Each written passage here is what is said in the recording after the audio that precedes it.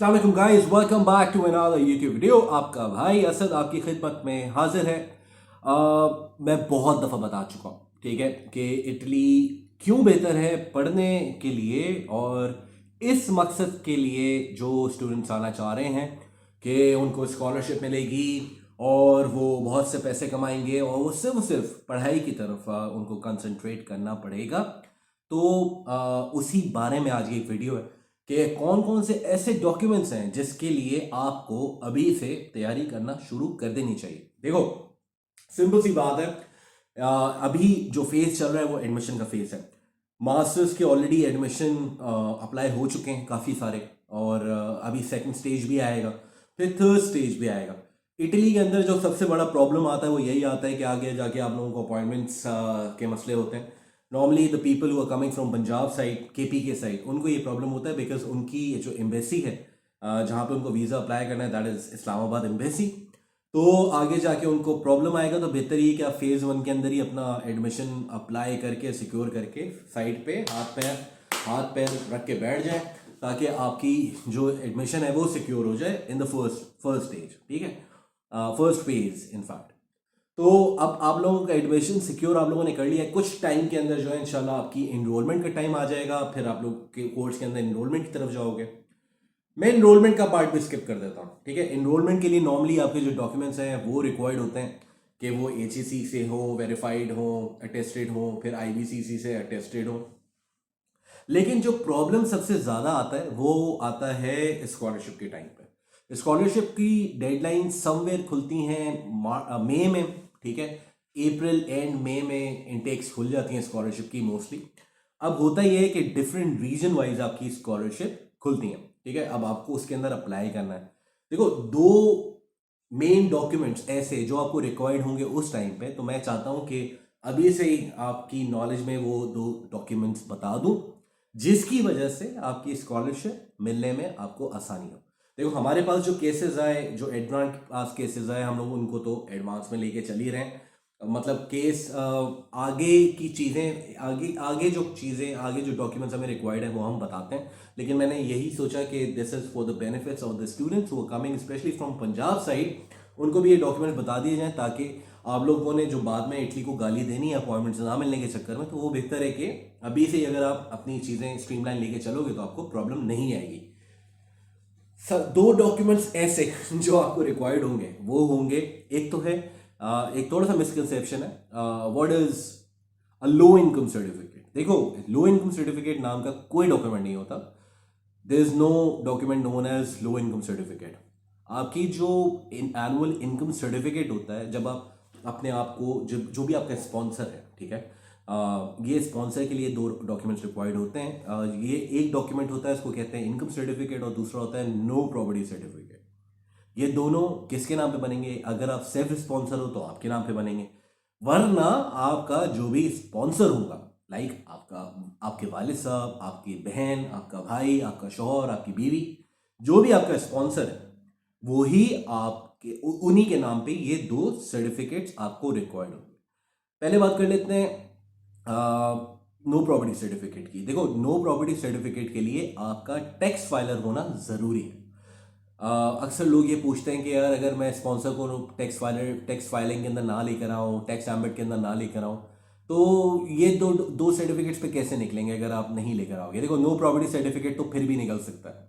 No property certificate normally Mukhtiar के office से निकलता है, डीसी ऑफिस से निकलता है, ठीक है। जहाँ पे आप जाते हो उसको बोलते हो कि भाई ये CNIC नंबर है, इसके नाम का एक नो प्रॉपर्टी सर्टिफिकेट निकलवा दें। कुछ लोग तो ऐसे ही निकाल देते हैं, अदरवाइज कुछ लोग नहीं निकालते, तो उनके लिए आपको थोड़ी सी कायदे आज़म की मदद लेनी पड़ती है, ठीक है। और दिस इज़ द कल्चर, ठीक है। एक ये है प्रॉब्लम पाकिस्तान में। तो जितना इसको या तो हम इसके ख़िलाफ़ लड़ना शुरू हो जाएं, या फिर अपना काम जल्दी जल्दी करा के फ्री करें अपने आप को। तो ये है नो प्रॉपर्टी सर्टिफिकेट। ये आपको मुख्तियार के ऑफिस से मिल जाएगा, या आपको डीसी ऑफिस से मिल जाएगा। यहाँ पे आप जाके रिक्वेस्ट कर सकते हो और अपना नो प्रॉपर्टी सर्टिफिकेट निकलवा सकते हो, ठीक है। ये आपको रिक्वायर्ड होगा।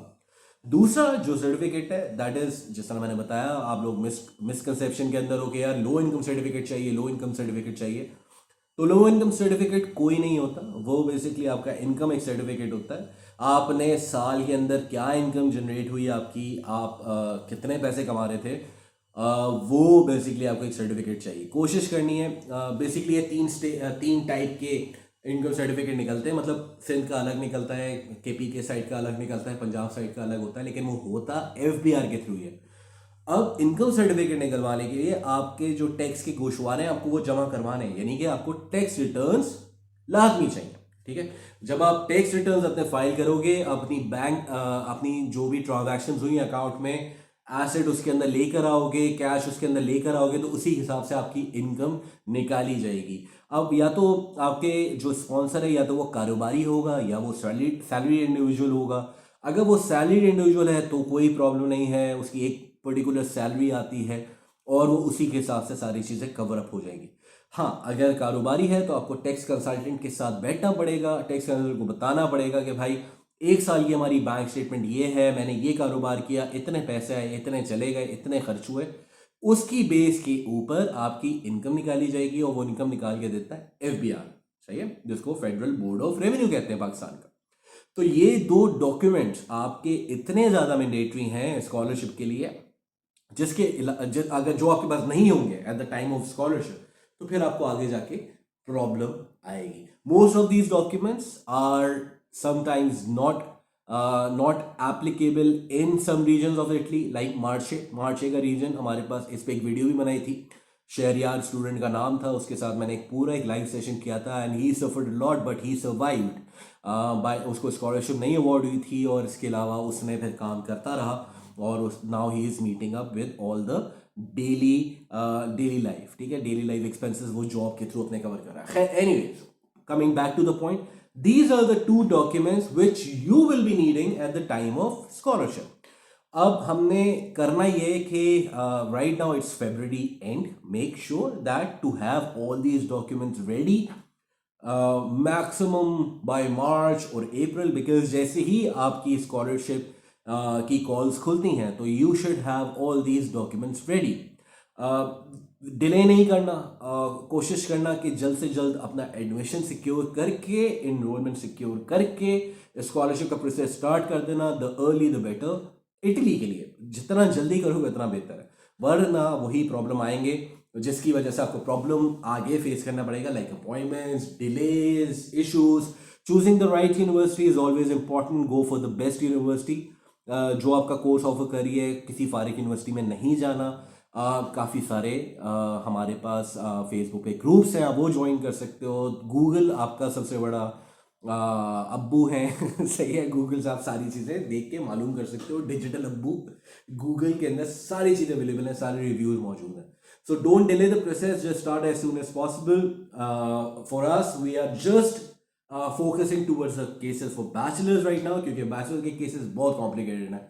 और मेरे ख्याल से यही है। इसके अलावा और कोई सवाल हो या कोई चीज़ जहन में आ रही हो तो you can always write in the comment, I would love to respond to you. और thank you very much for watching this video, and please share it with the people who is planning to come to Italy, ठीक है, पढ़ने के लिए। Thank you very much, अपना ख्याल रखें, मिलते हैं नेक्स्ट वीडियो में, चाओ।